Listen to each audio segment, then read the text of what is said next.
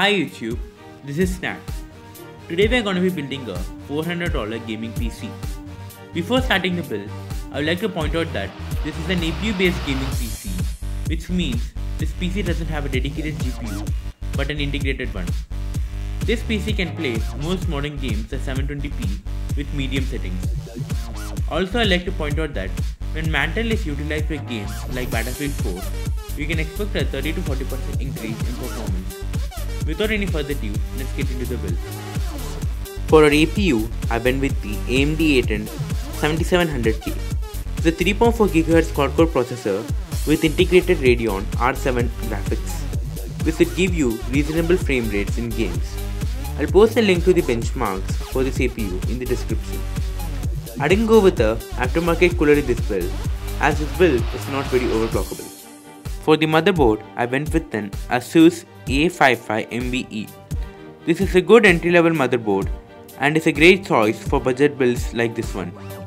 It comes with only 2 RAM slots along with a AMD A55 chipset, which can help you get slight overclocks.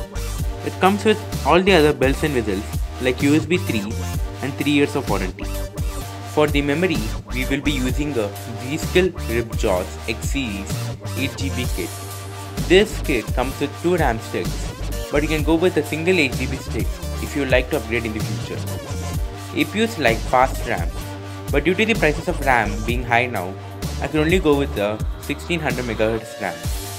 But 1866 MHz or more is preferred for APUs. G-Skill is a quality manufacturer of RAM, and you should have no problems with them in terms of compatibility as well as quality. For our hard drive, I picked the Seagate Barracuda 1TB.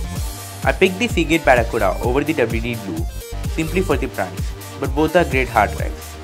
1TB may be less for modern games, so I do recommend getting a secondary hard drive in the near future.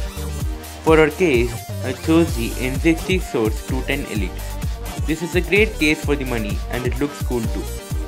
This case has decent cable management capabilities and plenty of hard drive cages. A lot of people have used this case in their budget builds and highly recommend it. You can skip out on the case if you want to save some money. For our power supply, I went with the EVGA 500W. This power supply has got great reviews and is made up of fairly high quality components. You can feel safe about the power delivered to your PC with this power supply. I went with the 500W power supply so that you have an option to add a dedicated graphics card in the future. But if you decide not to upgrade, you can go with the quality 400W power supply and save some money. The total cost of this build is a bit under $430. I went a little over budget as you can get a much better PC for $430 rather than $400. I also didn't include a DVD drive in this build as DVDs are not being used much these days, but if you want to get one, you can get one for less than $15. As the price of all the parts keep changing, I'll post links to all the parts in the description. Please like and favorite our videos. It helps our channel a lot. Also, feel free to share your thoughts using the comment section. Peace.